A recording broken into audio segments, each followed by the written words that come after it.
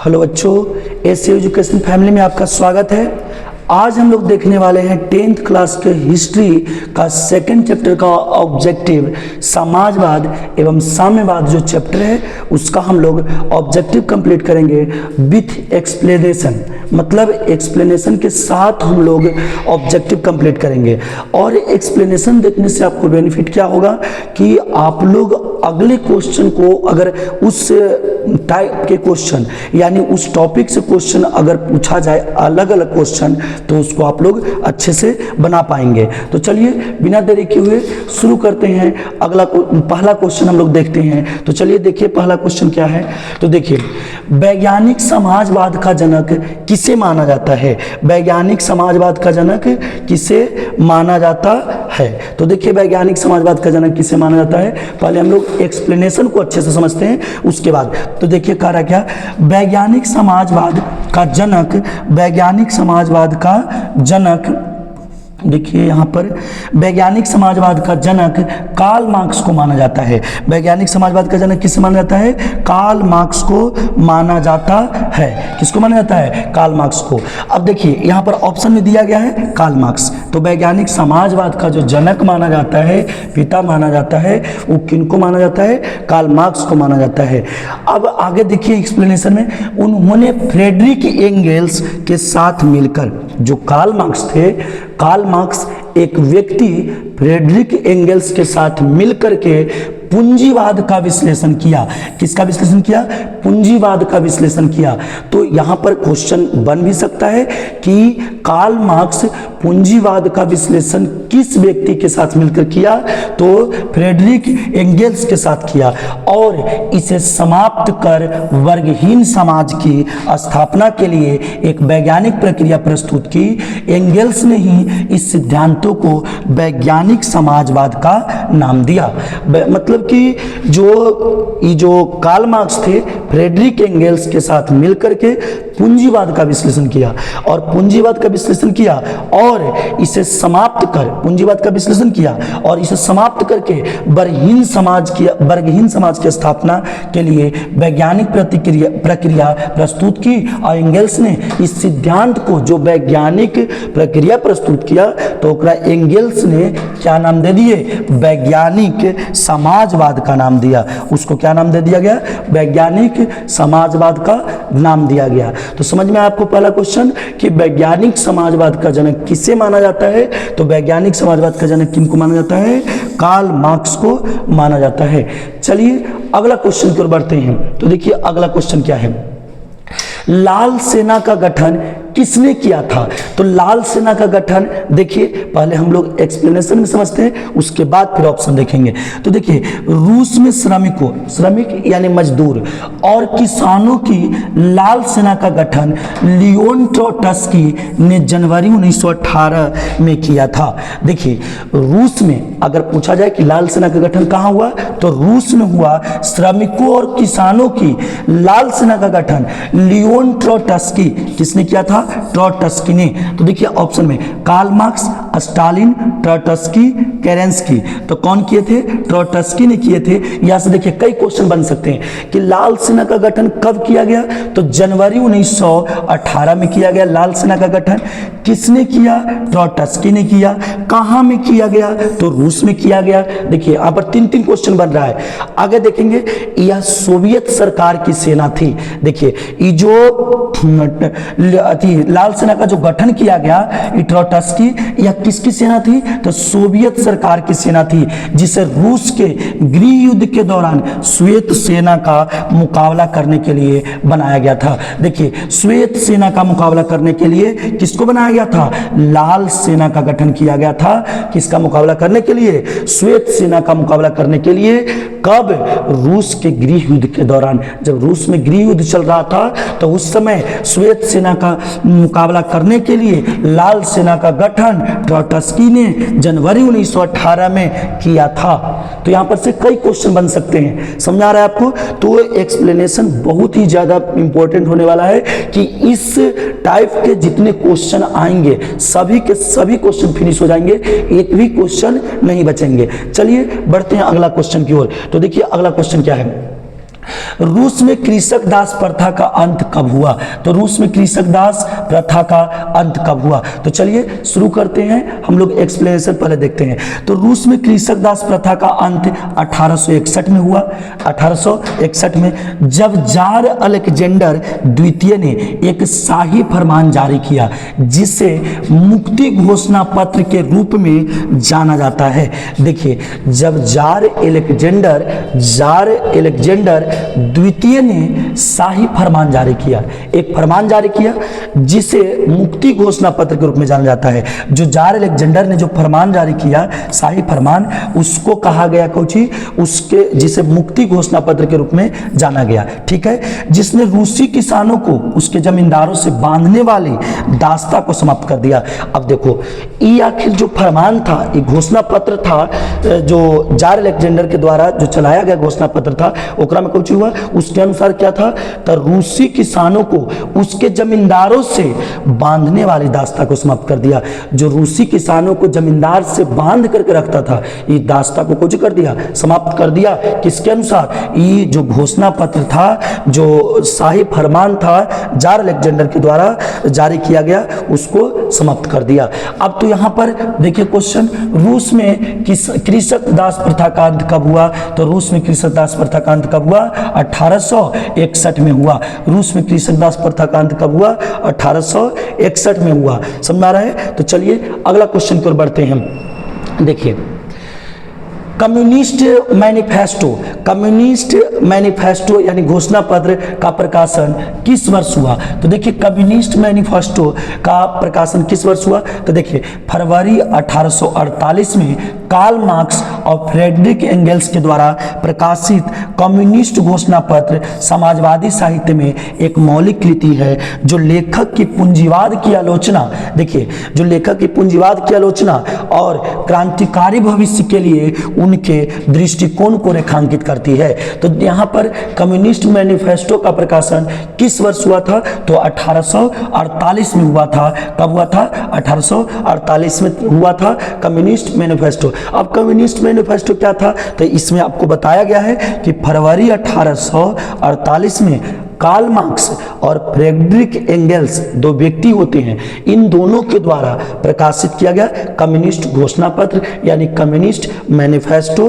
अब इसका काम क्या था? समाजवादी साहित्य में एक मौलिक कृति है जो लेखकों की पूंजीवाद की आलोचना, ये जो घोषणा पत्र था ये क्या करता था? तो लेखकों की पूंजीवाद की आलोचना यानी शिकायत करता था और क्रांतिकारी भविष्य के लिए उनके दृष्टिकोण को रेखांकित करता था। मतलब क्रांतिकारी भविष्य के लिए उनकी जो दृष्टिकोण थी उसको रेखांकित करता था। चलिए अगला क्वेश्चन की ओर बढ़ते हैं। तो देखिए अगला क्वेश्चन, वार एंड पीस किसकी रचना है? वार एंड पीस किसकी रचना है? तो चलिए एक्सप्लेनेशन में देखते हैं।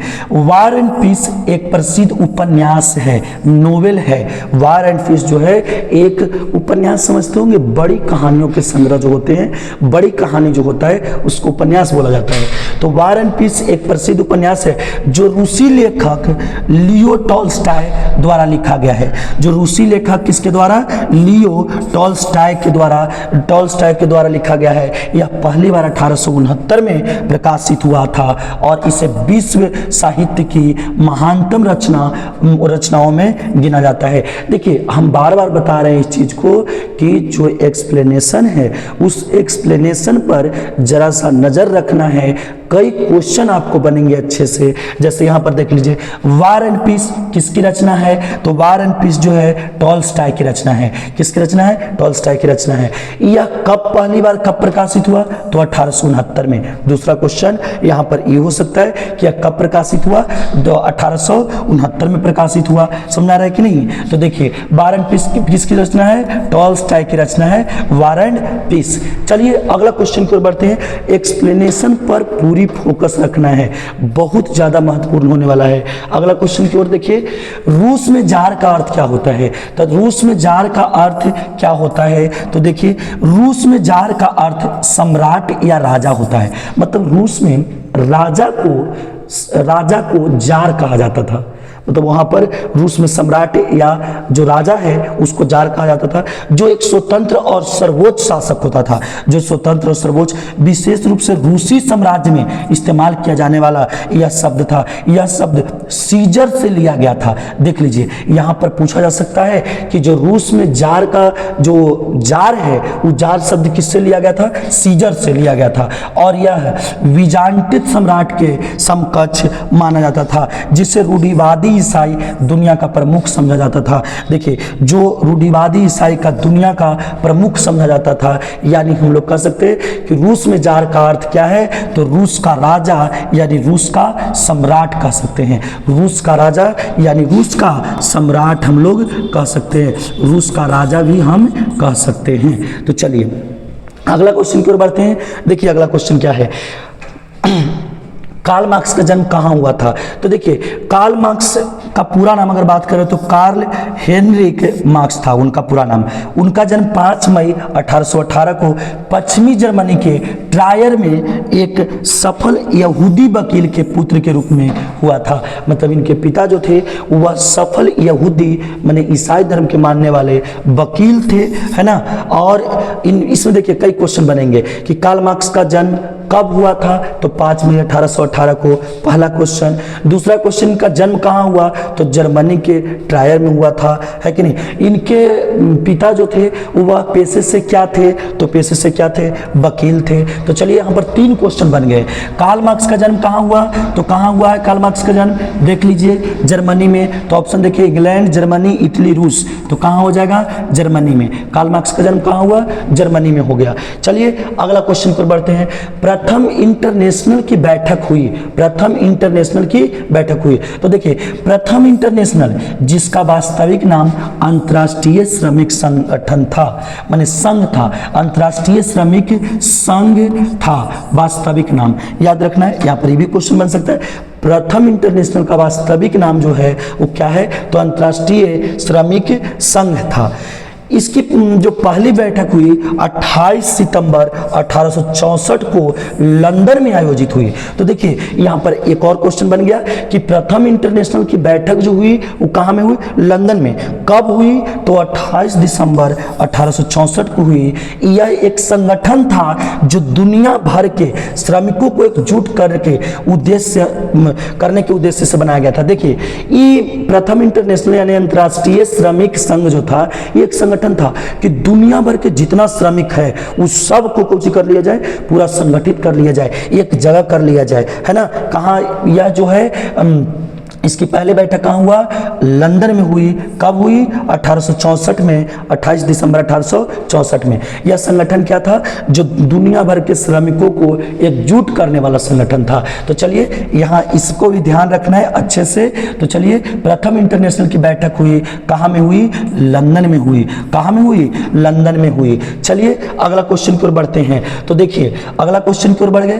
प्रथम इंटरनेशनल की स्थापना किस वर्ष हुई? देखिए अभी हम आप लोग को बता रहे थे, यहां पर ध्यान दीजिएगा थोड़ा सा, 9वां है क्वेश्चन। यहां पर देखिए हम लोग अभी जस्ट देखिए यहाँ पर देखिए हम अभी बता रहे थे कि कितना महत्वपूर्ण है जो क्वेश्चन है, एक्सप्लेनेशन है वो कितना महत्वपूर्ण है, हम अभी दिखाते हैं। देखिए अभी हम आपको बताए यहाँ पर कि प्रथम इंटरनेशनल जिसका वास्तविक नाम अंतर्राष्ट्रीय श्रमिक संघ था कि पहली बैठक 28 सितंबर 1864 को हुआ। हम बोल भी रहे थे अभी कि प्रथम इंटरनेशनल बैठक ये भी पूछा जा सकता है कि कब हुआ। तो देखिए जस्ट अगला क्वेश्चन आ गया हमारा, प्रथम इंटरनेशनल की बैठक कब हुई? 1864 में हुई। देखिए यहां पर से और भी क्वेश्चन पूछे जा सकते हैं। अभी हम लोग देखें यहां पर 1864 में, ये देखें अब यहां पर 1864 में तो क्वेश्चन देखें और भी क्वेश्चन पूछा जा सकता है कि प्रथम इंटरनेशनल का वास्तविक नाम क्या था? अंतर्राष्ट्रीय श्रमिक संघ। ठीक है, तो चलिए अब अगला क्वेश्चन की ओर बढ़ते हैं। देखिए तो प्रथम इंटरनेशनल की स्थापना किस वर्ष हुई? तो 1864 में। और इस क्वेश्चन का एक्सप्लेनेशन पीछे हम लोग 8वां नंबर में देख ही चुके हैं। तो चलिए अगला क्वेश्चन की ओर बढ़ते हैं। देखिए अगला क्वेश्चन, साम्यवादी शासन का पहला प्रयोग कहां हुआ? तो देखिए साम्यवादी शासन जो है, साम्यवादी शासन इसका पहला प्रयोग रूस में हुआ। कब हुआ? 1917 की बोल्शेविक क्रांति के बाद हुआ। 1917 में जो बोल्शेविक क्रांति हुई उसके बाद जो है रूस में साम्यवादी शासन का पहला प्रयोग हुआ, जिससे सोवियत संघ की स्थापना हुई। इसी से सोवियत संघ की स्थापना हुई। यह विश्व का पहला संवैधानिक रूप से यह विश्व का पहला संवैधानिक रूप से साम्यवादी राज्य था, जिसने पहली बार मार्क्सवादी विचारधारा को व्यवहारिक रूप दिया। पहली बार जो है मार्क्सवादी विचारधारा को व्यवहारिक रूप देने वाला साम्यवादी शासन जो है वो स्थापित हुआ। तो साम्यवादी शासन का पहला प्रयोग कहाँ हुआ था? तो देखिए कहाँ हुआ? रूस में, जापान में, चीन में, क्यूबा में। तो कहाँ में हुआ? रूस में हुआ। अब अगर पूछ दिया जाए यहाँ पर कि रूस में साम्यवादी शासन का पहला प्रयोग जो है कब हुआ, तो यहाँ पर 1917 की बोल्शेविक क्रांति के बाद हुआ। 1917 की बोल्शेविक क्रांति के बाद हुआ। चलिए अगला क्वेश्चन की ओर बढ़ते हैं। चेका क्या था? देखिए चेका क्या था? तो चेका एक गुप्त पुलिस संगठन था। चेका जो था गुप्त पुलिस संगठन था, माने पुलिसों का एक संगठन था गुप्त, जिसके बारे में किसी को पता न लगे, जिसकी स्थापना दिसंबर 1917 में लेनिन के नेतृत्व वाली बोल्शेविक पार्टी ने की थी। देखिए यहाँ पर कई क्वेश्चन बनेंगे। पहला क्वेश्चन तो चेका क्या था? तो गुप्त पुलिस संगठन था। दूसरा क्वेश्चन कि इसकी स्थापना कब हुई? दिसंबर 1917 में। किसने किया? तो लेनिन के नेतृत्व वाली बोल्शेविक पार्टी ने की थी। लेनिन के नेतृत्व वाली बोल्शेविक पार्टी ने की थी, जो सोवियत संघ की शुरुआती गुप्त पुलिस थी। जो सोवियत संघ की अगर ये भी पूछा जा सकता है कि सोवियत संघ की शुरुआती जो गुप्त पुलिस थी वह कौन थी? तो चेका। जो गुप्त पुलिस था, पुलिस का एक संगठन है गुप्त रूप से रहने वाला, तो कौन है? चेका। तो देखिए चेका क्या था? सेना की टुकड़ी, पुलिस दास्ता, पादरी वर्ग, श्रमिक वर्ग। तो कौन था? पुलिस दास्ता था। क्या था? पुलिस दास्ता, यानी गुप्त पुलिस संगठन था। तो चलिए अगला क्वेश्चन की ओर बढ़ते हैं। देखिए अगला क्वेश्चन, निम्नलिखित में कौन यूरोपियन समाजवादी नहीं था? निम्नलिखित में कौन यूरोपियन समाजवादी नहीं था? तो यहाँ पर देखिए निम्नलिखित में कौन यूरोपियन समाजवादी नहीं थे? तो लुई ब्लाई यूरोपियन समाजवादी थे, सेंट साइमन भी थे, कार्ल मार्क्स जो है यूरोपियन समाजवादी नहीं थे, रॉबर्ट ओवन भी यूरोपियन समाजवादी थे। तो कार्ल मार्क्स यहाँ पर हो जाएगा आंसर। चलिए अगला क्वेश्चन की ओर बढ़ते हैं। बोल्शेविक क्रांति कब हुई? देखिए बहुत महत्वपूर्ण क्वेश्चन है। बोल्शेविक क्रांति कब हुई, जिसे हम लोग अक्टूबर क्रांति के नाम से भी जानते हैं। अक्टूबर क्रांति के नाम से भी हम लोग जानते हैं बोल्शेविक क्रांति को। तो देखिए बोल्शेविक क्रांति जो है अक्टूबर 1917 में रूस, मुख्यतः पेट्रोग्राड, अब सेंट पीटर्सबर्ग कह सकते हैं, में हुई थी, जिसे अक्टूबर क्रांति के नाम से भी जाना जाता है। और इसका नेतृत्व व्लादिमीर लेनिन ने किया था। याद रखना, यहाँ पर ऑब्जेक्टिव भी पूछा जा सकता है, बोल्शेविक क्रांति का नेतृत्व किसने किया था? लेनिन ने किया था। इस घटना ने रूस में अंतिम सरकार की ओर हटाकर बोल्शेविकों के नेतृत्व में एक सोवियत समाजवादी गणराज्य की स्थापना किया था। सोवियत समाजवादी गणराज्य की स्थापना। तो देखिए यहाँ पर अक्टूबर 1917 दिया गया है और यहाँ उत्तर होगा नवंबर 1917। तो एक बात ध्यान रखेंगे कि अक्टूबर 1917 उस रूसी कैलेंडर के अनुसार अक्टूबर 1917 होगा, लेकिन ग्रेगोरियन कैलेंडर के अनुसार नवंबर 1917 होगा। तो दोनों आंसर सही है, दोनों आंसर वो ऑप्शन के अकॉर्डिंग डिपेंड करेगा। तो दोनों आंसर ये जो है रूसी कैलेंडर के अनुसार कितना हो जाएगा? अक्टूबर, जिसको हम लोग जूलियन कैलेंडर भी बोलते हैं। तो रूसी कैलेंडर के अनुसार अक्टूबर 1917 और ग्रेगोरियन कैलेंडर के अनुसार नवंबर 1917 होगा। दोनों कैलेंडर जो है उसके अनुसार सही होगा। तो ऑप्शन के अकॉर्डिंग देख लेंगे। तो यहाँ नवंबर 1917 है तो नवंबर 1917 सही हो जाएगा। तो यहाँ पर सभी क्वेश्चन क्या बन रहे हैं देख लीजिए। एक क्वेश्चन बोल्शेविक क्रांति कब हुई? नवंबर 1917। एक बात और पता चला कि अक्टूबर 1917 भी सही हो सकता है कि दोनों अलग अलग कैलेंडर के अनुसार हो रहा है। अगला क्वेश्चन कि बोल्शेविक क्रांति का नेतृत्व किसने किया था? लेनिन ने किया था, ये भी देख लिए। बोल्शेविक क्रांति का एक और नाम क्या है? तो अक्टूबर क्रांति के नाम से इसको जानते हैं। चलिए अगला क्वेश्चन बढ़ते हैं। तो देखिए अगला क्वेश्चन, लेनिन की मृत्यु कब हुई? तो देखिए लेनिन की मृत्यु कब हुई? तो लेनिन की मृत्यु 21 जनवरी 1924 को चौथे आघात स्ट्रोक। देखिए आघात स्ट्रोक क्या है? मस्तिष्क में जो रक्त वाहिनियां होता है जिसको नस बोलते हैं, मस्तिष्क की जो नसें हैं वो वाहिनियों के समय से पहले खराब हो गया। मस्तिष्क में जो नसें होते हैं, जो वाहिनियां होता है मस्तिष्क में, उस समय से पहले ही कुछ हो गया, खराब हो गया। तो जिसके कारण से लेनिन की मृत्यु मृत्यु हो जाती है। कब? 1924 में हो जाती है। कब हो गई? 1924 में। तो घातक स्ट्रोक के कारण हो गया। किसके कारण?